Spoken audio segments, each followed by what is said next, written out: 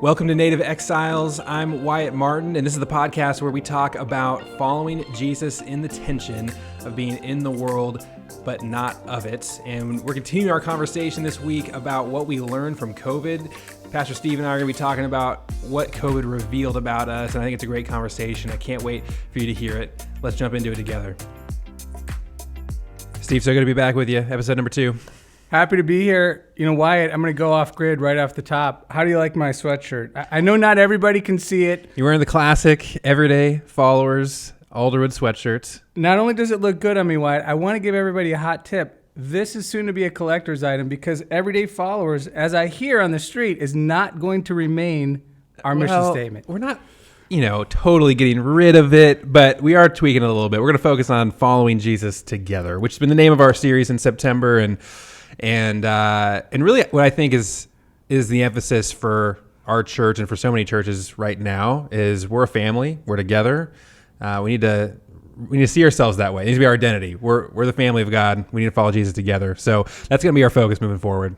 I love it, and it actually maybe gives us a little jumping off point because I think one of the things we wanted to talk about today is that we don't feel very together as a church. I mean, in some ways, we've never felt more divided. Yeah, so this is part 2 of our conversation about what we learned from COVID. And today we just want to talk a little bit about what COVID revealed about us.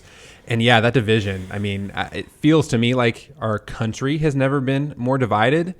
But as a pastor, that division in our country has so seeped into our church. And I think COVID maybe isn't the whole story there, but it is a part of revealing some things going on. So I want to dive into that a little bit. And let's maybe go back to what we were learning in the midst of COVID, especially around politics. So anybody who hasn't been living under a rock knows that politics are a bit contentious these days. And it didn't start with COVID. It's been trending that way for a long time. Right.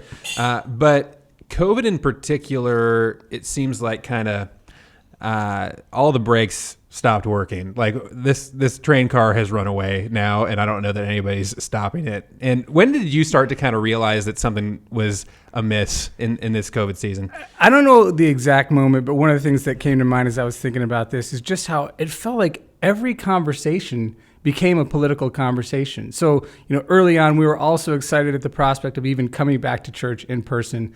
But as soon as we make an announcement like we expect everyone to wear masks, suddenly we're bowing to Caesar and we're putting the government before God. And I mean, people are just racing to these political conclusions, and it was so just disorienting to be caught off guard in a way like that. Totally. I mean, it felt like every decision that we made as leaders in the church was offending somebody's political worldview on one side or the other. I mean, the mask stuff is more recent. I mean, it's been going on for a while, but I think the race conversations were so tricky to navigate. We all know the 9-minute video of George Floyd happens, and our nation is just kind of shocked by that. Yeah. I think a lot of demons from our past are, resurfaced, and there's rioting in the streets. There's all kinds of stuff going on. And I think that the early months there, that conversation was one of the first things where I felt like we were starting to have some things revealed about how we process the world we're in, because I just saw so many Christians who were thinking first through political lenses rather than first through the gospel. And the way that became evident was it was like there was politics under every rock. You couldn't start a conversation without somebody going there. And, I remember things just seeming so extreme. Like if you have maybe, more of a conservative bent or a left-leaning bent, you might say, oh, you're doing a series on justice? You're a Marxist. I mean, it was just these extreme statements. That's not an exaggeration, what you just said. Yeah, like we got those literally. Emails. Yeah. That's what people are saying. Oh, you're talking about justice, so you're a social liberal Marxist, and it's just like, wow. I mean, I want to say to some people, like, the word justice is in the Bible, right? Like this is about 300 times. This wasn't an invention of the Democrats or something like. Like this is something that Jesus cared a little bit about, that God's talked about forever. I mean, it's kind of part of his character and all that. It's something that Christians maybe should talk about from time to time. But it's just because there were political things going on, and I want to be fair to people who had those lenses on. I mean, we were in the midst of a huge national conversation. We still are. And so I think it was fair for people to be on edge a little bit about where's my church going to land on these things. But it was just amazing how just using certain words, it seemed like those words in people's mind carried an entire worldview with them. That was all political. It was all political. All political. Yeah. And it became difficult to even have a conversation about, wow, what's maybe God saying to us right now? I remember when we first saw the news about George Floyd, we realized we needed to say something to our people that week. And for some reason, it fell to me that week. I don't remember exactly where Brad was, but it fell to Jack. Jack said something in our service, and this was when we were pre-recording an online service. Yep. And so on Thursday, I recorded just a short thing to insert into our online service, just talking about how we were mourning, about how it's so obvious that there are huge problems that are so much bigger than any one, incident, but that we're mourning for our brothers and sisters, people of color who are tied to the situation, and really just trying to give some kind of pastoral word.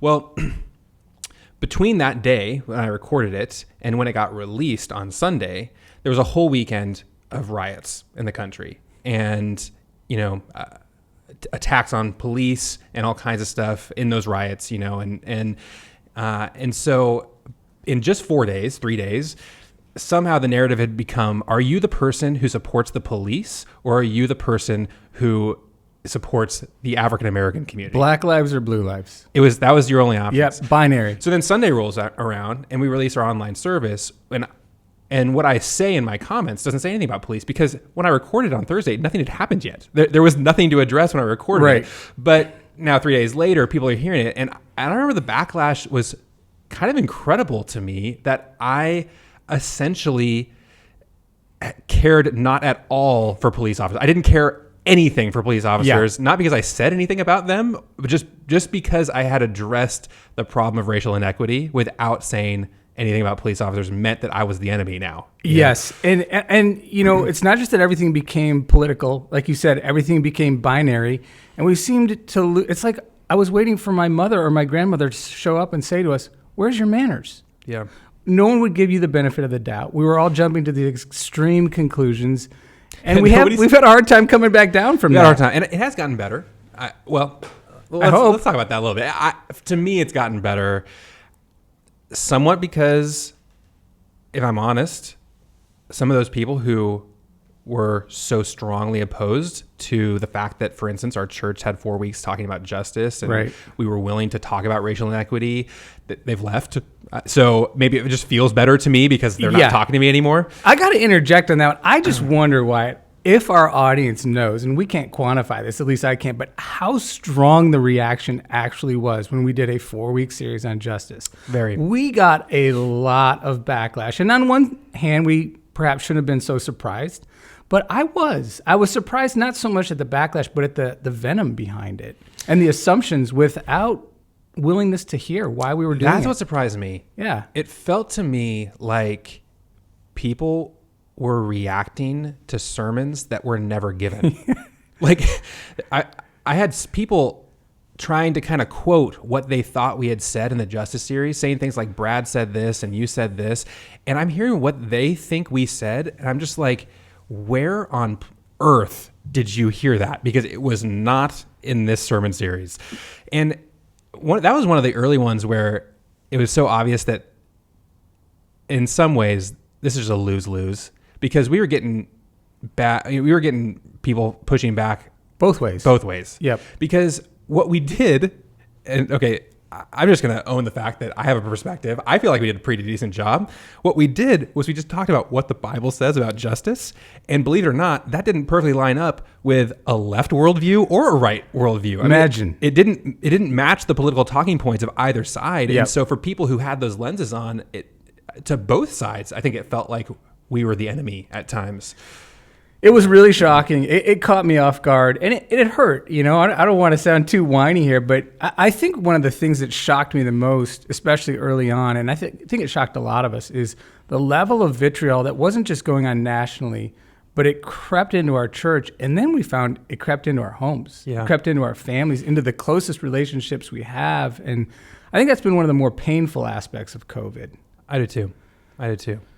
So we've been complaining a little bit, but I think it's good to remember where we've been, and also to remember that the norm right now is not the norm that has been historically, and hopefully won't be in the future. It's not the first time we've gone crazy over politics. You know, I was mentioning to you earlier, I was thinking about the fact this morning my dad worked at the Chrysler plant in downtown Detroit during the 1968 race riots. I remember him talking about that and just the level of, you know, heightened emotions and all that. But it is unusual, and hopefully it's waning. So remembering that together, what did this COVID season and this heightened political venom, what is that revealing about us? And I mean, I don't mean us actually as our country. I mean, I'm interested in that, but that's for somebody else's podcast. What did it reveal about us as followers of Jesus? One of the things I'm concerned that it revealed is we have a lot more confidence in our politics than we do in hearing the voice of God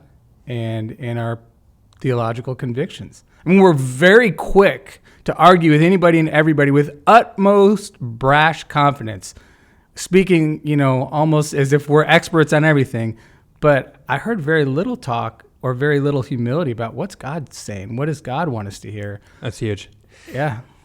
There are people who will tell anybody in the world their political opinion who have never shared the gospel with anybody in their entire life. That's so humbling and convicting. And I don't want to just point the finger at them. I mean, I can see that in my own life as well, where, that confidence, that certainty somehow. I think there's a lot of comfort in certainty. Yep. And for some reason, politics became that for us in COVID. And I think what COVID's revealing in that is this was maybe the most uncertain time many of us lived through in our life. Yep. You know, is the economy ever going to come back? What's the world going to look like? Am I going to have a job? I mean, and who's telling us the truth and who's lying to us? 100%. That became huge. So I think we're all in this moment where everything's unsettled. And I think it revealed a little bit about our desperation for certainty, something to cling to. And unfortunately, when we needed something to cling to, I think for a lot of us, Jesus was not the first thing. Yep. I think that's true. There's that desire for confidence and certainty, and there's also a desire to sense that I'm controlling something. And so when I weigh in online, probably more than any place else, I have this sense that I'm exercising some power in the universe, making my voice heard. And one of the things, by virtue of the fact that we couldn't always meet together, but also by virtue of the fact that I think a lot of us liked the isolation and speaking anonymously, was we didn't talk to each other. Yeah. We didn't listen to each other. We didn't talk to each other. And we lost our manners. Yeah. I think one of the things that's revealed about us is just that we are worshiping beings. That we are God created us to live for something bigger than ourselves. I talked about that in our sermon last week, that it's just hardwired in us. You can't get around it. And in the season of COVID where church shut down for a lot of people really got out of habits with Jesus, not even listening to the online sermon, not spending as much time in the Word, you're not having spiritual conversations with your family. So the habits of following Jesus started to slip away. And the thing is, there's no neutral. Like, you can't just live an autonomous, isolated life. Right. God wired you to live for something beyond yourself, and you will find something to live for. And that's, I think, what drove a lot of that political stuff, was the political movements, the political arguments. They became the narrative that our lives were playing into.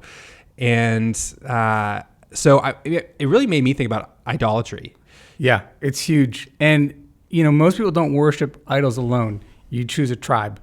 Mm-hmm. And that's another thing about what happened. I think a lot of us were almost quicker to identify with our political tribe than our brothers and sisters in Christ. Yeah. And that's been something we're trying to recover from as we follow Jesus together. For sure. Yeah, I was just thinking about the Old Testament and how, the Israelites just are always going back to idols. And you just are looking at those Israelites and you're just like, what is wrong with you? Right. Why? What is the allure of it? But then you get to the New Testament and the idolatry theme doesn't go away. 1 John 5:21. It's the last verse. It almost seems like it comes out of nowhere. End of the book. Just little children, keep yourselves from idols.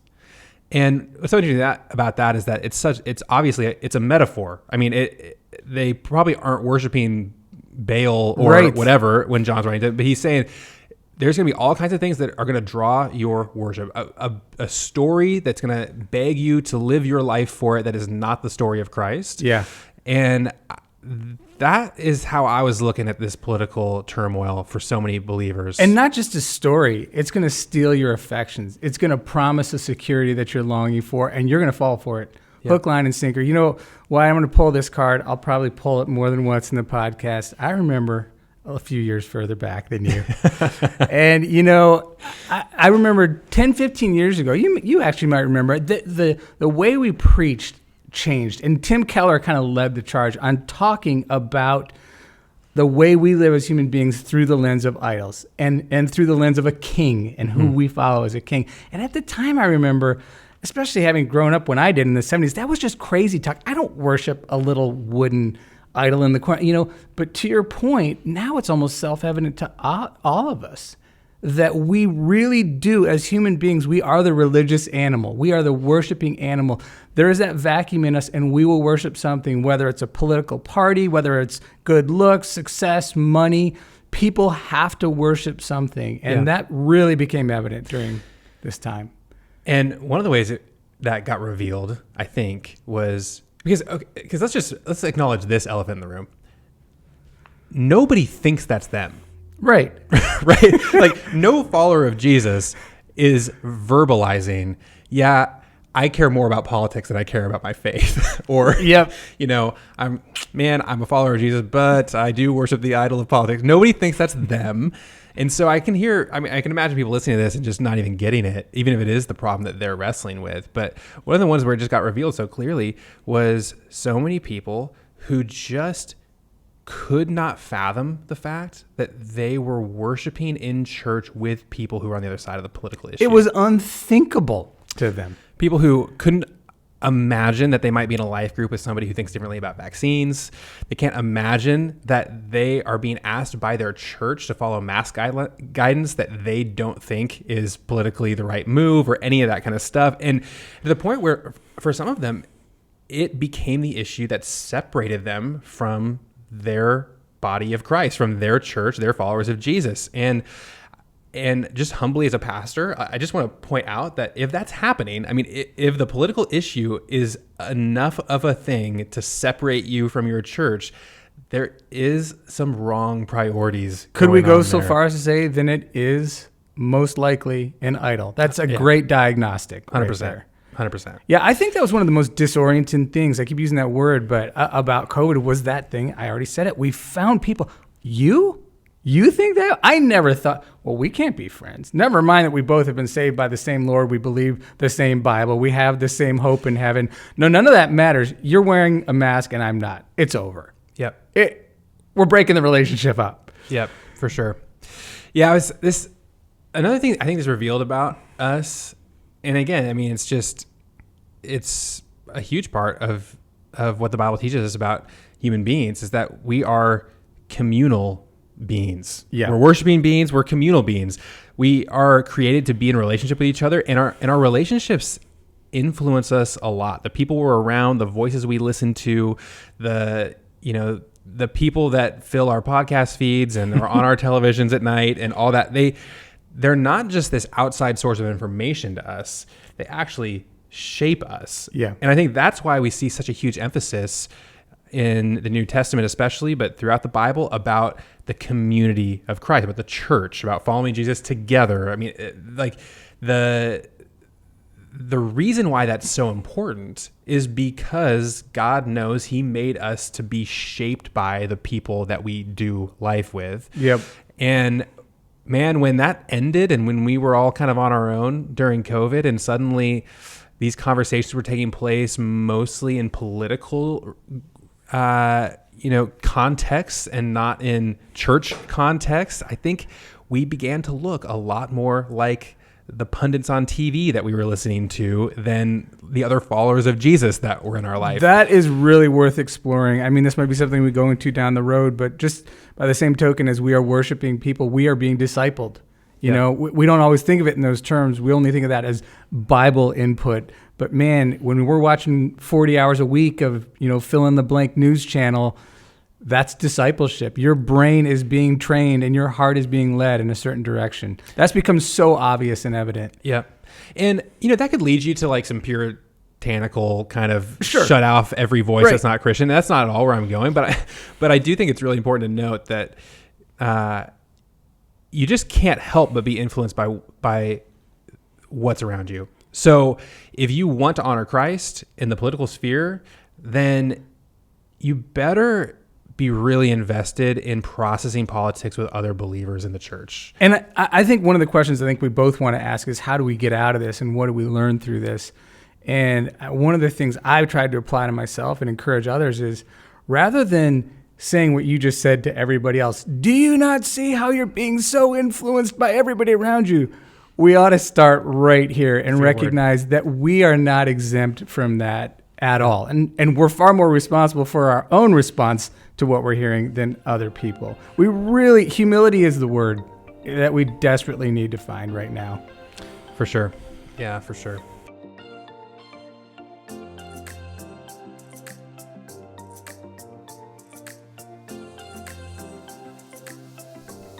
So Wyatt, for me, it boils down to humility. I mean, we've got to start with a level of humility. What are some things you would say as a pastor in response to this crisis? We're seeing politics as an idol.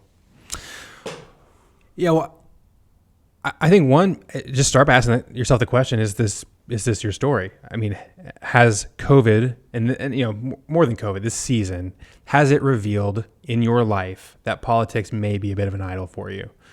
And be honest. And here's where I think it also takes a little bit of that humility you were talking about. Maybe go to some of the people who are closest to you, who love Jesus and know you well, and ask them that question, and don't just trust your own intuition on it. Yeah. And then let's say maybe that is you. Either you just know it, or your wife is telling you, or whatever. Stop watching.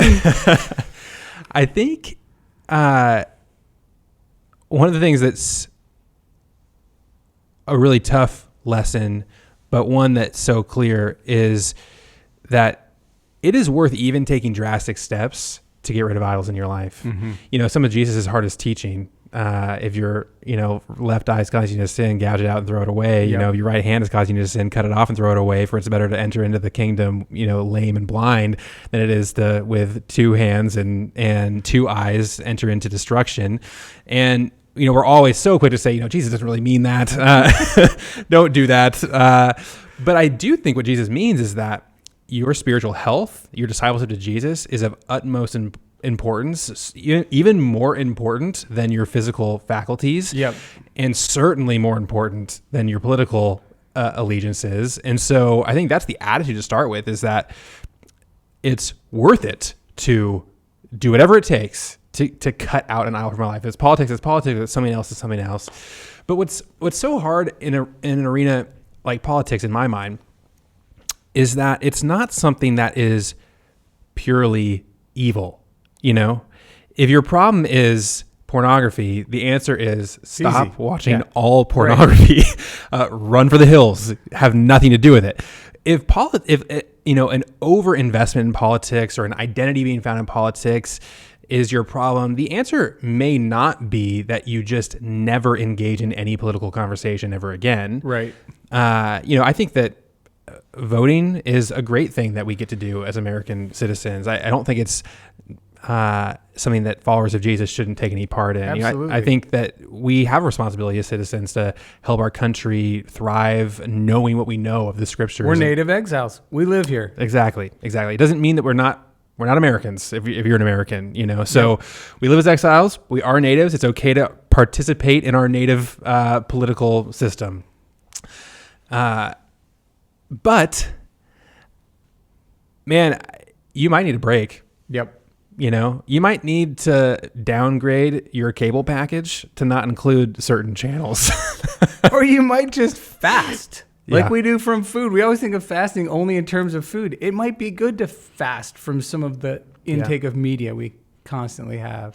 And I think one of the kind of allures, one of the deceptions of politics in general is that the stakes are incredibly high and you can't take a break. Yeah. You have to stay involved. You have to stay up to date. You have to read every article, know every news story. You have to watch that show every night, because if you don't, the country is falling apart, and it's only people like you who are keeping it holding it together. Yeah, right? it's moving on without you. You stepped off the train. Yep.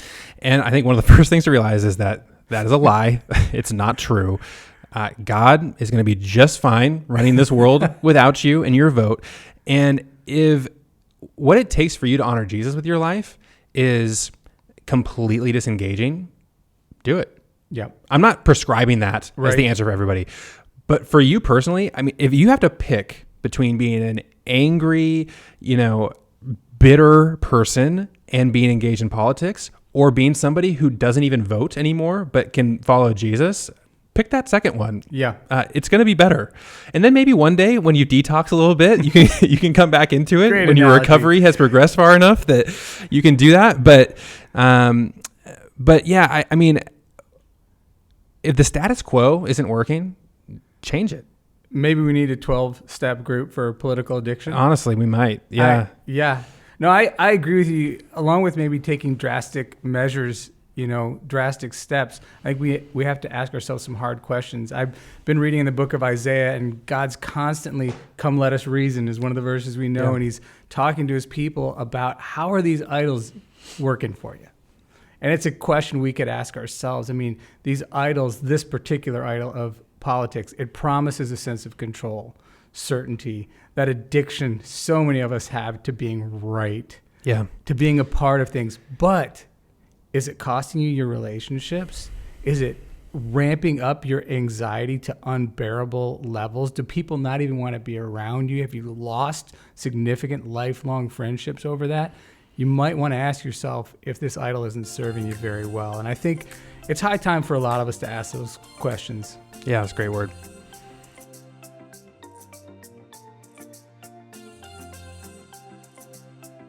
Steve, you mentioned something at the end there about how one of the symptoms of the idolatry of politics can be that your anxiety is spiking, because that is the way that cable shows and politicians want to suck you into the urgency, is to basically tell you the world is ending and everything is awful. And I think that is a good segue into one of the other things that we saw revealed a little bit in COVID, which was just this huge increasing problem of mental health problems, anxiety, depression, loneliness. Teenage suicide rates are up. Yep.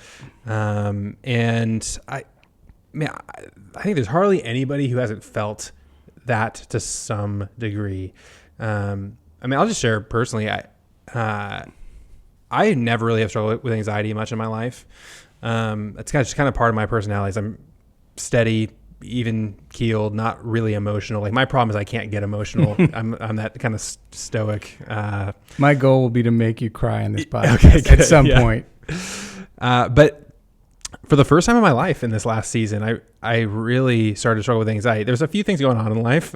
Just a little bit. So our church was going through a transition and, all kinds of stuff. But it really caught me by surprise. I mean, I had some tightness in my chest, some pain in my chest that just came out of nowhere. And I wasn't fixated on anything in particular that I was anxious about, but there was just this kind of low level, always on tense stress in my life that I started to have physical symptoms from. And I'm not alone. Not at all. I mean, my example is anecdotal too. You can look at statistics and studies and stuff. Our very own Shannon Sessions, who's a chaplain in our county and works with Ministry Support 7 with other chaplains, was telling me just the other day, their number of visits for on-scene deaths has increased, and big part of the reason is teen suicides. Yeah. And it's very sad. It's very real, right on our doorstep. So, yeah, there's a lot of anxiety. So what What is up with that? What is being revealed in us right now? Like, what happened? Why? I mean, at face level, maybe there's some easy things to tie to that. This has been a stressful season for our nation, for our world.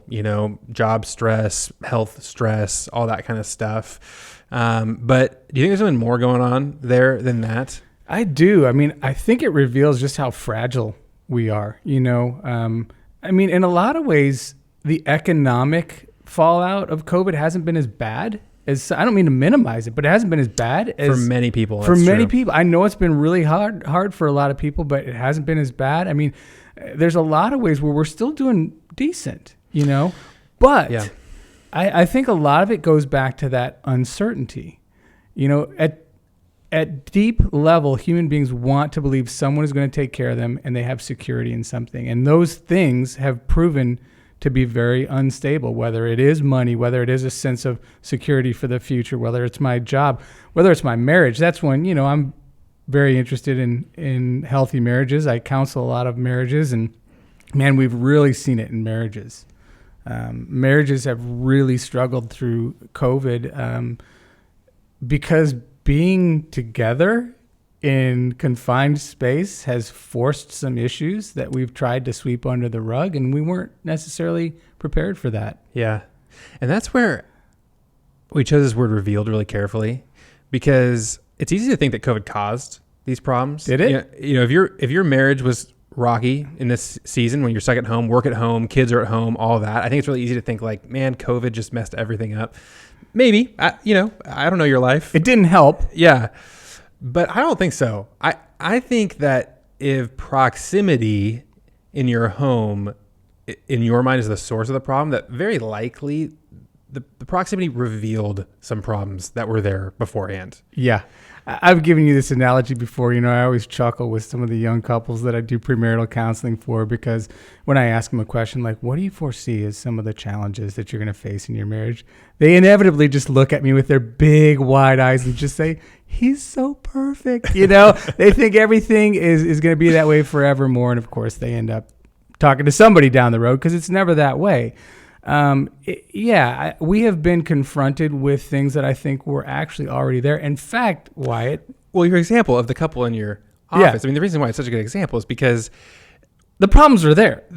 And usually there's at least a couple problems that are immediately obvious to everyone who knows that couple, right? Yeah. It's not like they're impossible to find, but we just live in this world where we like to pretend that things are better than they are. And when we encounter a problem, I think most of us are more likely to try to sweep it under the rug, or more likely to ignore it, or more likely to distract ourselves from it than we are to deal with it head on. Until we can't run away from it anymore. I think that's what happened with COVID. I really, really agree with you. One of the interesting things about statistics on anxiety is that actually the numbers for severe anxiety have not ramped up during COVID nearly as much as they have ramped up over the last 12 years.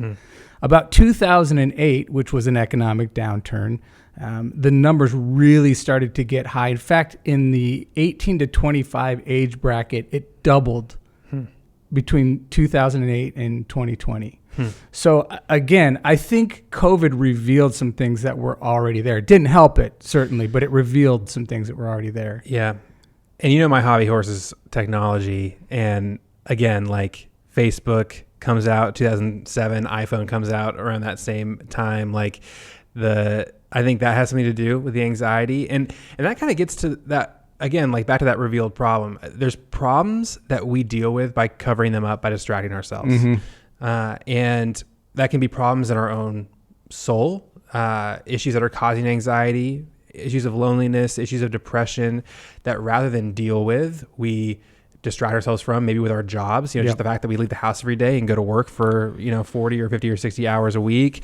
They're problems that we distract ourselves with entertainment. I mean, I think how many people have completely removed any of their self-reflection time in their life and replaced it with binging Netflix? I think it's actually a norm. I think it's actually abnormal to have significant amounts of reflection time in your life today. We distract ourselves by going out to eat, by going to movies, by hanging out with friends. And what COVID did is, with the exception of binging Netflix, it removed all of those things. Like suddenly the things that were a part of the rhythms of your life to kind of keep your mind off of some of those deeper problems of the soul were gone. And I think that is what, for a lot of people, has led to the mental health challenges that are unique to this time, the marriage problems that are unique to this time. Is we were forced to deal with problems we wanted to ignore. And if you've been ignoring problems for a long time, when you finally have to face them, they're big. It's very painful. Yeah. I mean, I shared my story a little bit earlier, but that was it for me. You know, I've had some decent habits in my life. You know, I get up in the morning, I read my Bible, I spend some time in prayer, but it was so easy for me after that to take all that self-reflection out of my life, mostly some with Netflix, but some with just listening to podcasts and other things like that. And when I started experiencing some of that stress, anxiety, you know, chest pain, that kind of stuff, what it helped me see was that there were some problems in my life that I had to address. I had to change to be able to deal with the stress of life. And, you know, some of it were just biological. I needed to sleep more. I stopped drinking caffeine. Everybody's making fun of me around the office right now because I'm brewing my own decaf coffee, and I'm just, you know, openly ridiculed nonstop for that. But, you know, I realized that some of that was physical realities of that caffeine was increasing some of those physical things. But on a spiritual level, what I realized was that there were things I was anxious about, you know, things here at the church and, you know, becoming the lead pastor of this church and all that. And rather than deal with them with God, I was distracting myself with podcasts in my ears all the time. And that, I mean, it was a wake-up call for me. So these things, they make good servants but lousy masters. You know, we when we use them to cover our own emptiness and the holes in our soul that we're trying to run from, they actually become destructive. And I think we're waking up to that. I hope we're waking up to it. And so often, I mean, when we talk about idols, what we mean, we're talking about good things that we've turned into bad things by putting them in a place that they can never be. Yep. And that's, Netflix, podcasts, you know, your job, theology, hanging out with your friends, yep, you know, all that stuff. Travel. Yeah, it's like these are all gifts from God to enjoy, but when you start using them to put distance between you and God, to not deal with the things that are on your mind, what you're anxious about, what you're worried about, to not be praying, to not be listening to the Spirit, when you're putting those things in that place, that's when I think they become so damaging.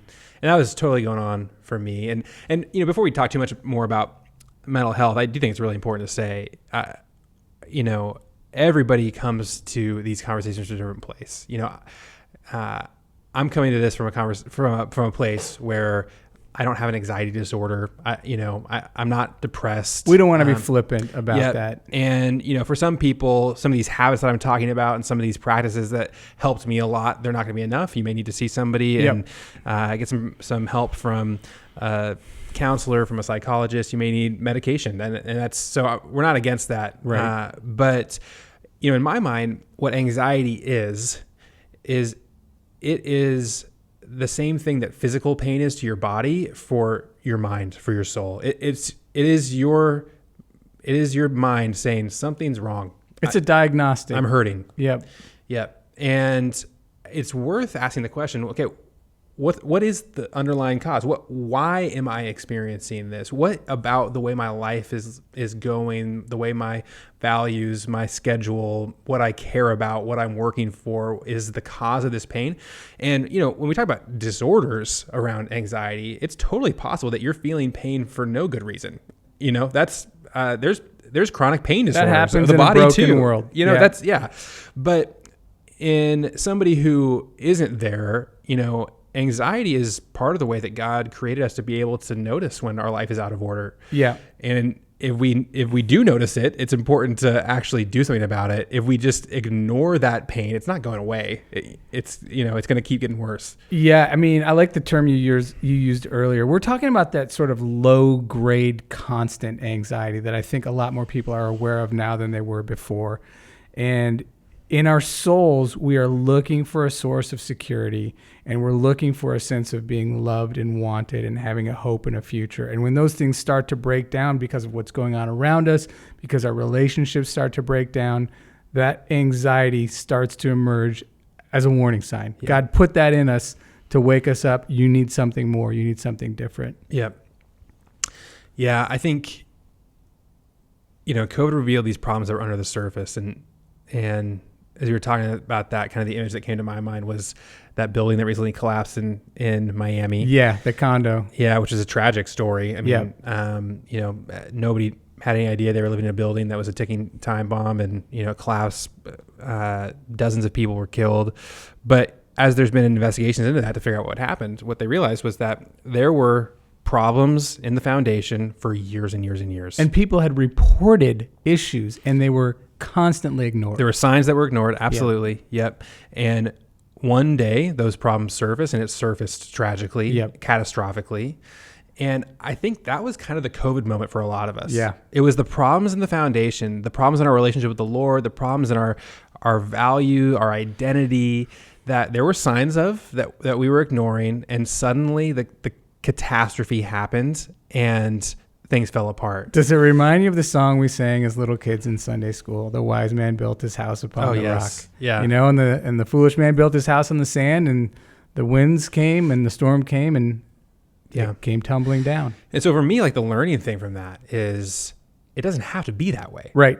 You don't have to wait for the catastrophe. Yep. You can have the habits of Jesus in your life to be vulnerable before the Lord, to be in deep community where you're processing the problems of your own soul, of your own mind with other believers, and dealing with things not because they've blown up in your face, but because it's part of your discipleship to Jesus. Yeah. And that's, at least for me personally, that's one of the takeaways I want to have from this season. So we got to wrap things up here, but I'd love for you to maybe give us a word just as we think about how we're going to process this and walk away from this conversation. Yeah, thanks, Wyatt. I remember early on when we were just getting used to worshiping from home, we were still doing online content, and all of us pastors were trying to contribute some devotionals and things to keep our people encouraged. And the first one that I did, it was so meaningful to me because I spent time with the Lord, and I thought, Lord, show me. I asked, Lord, show me, what do you want me to learn during this time? And I ran across Psalm 131, one of the shortest Psalms, just 3 verses, and it's worth reading. It says, my heart is not proud, Lord. My eyes are not haughty. I do not concern myself with great matters or things too wonderful for me.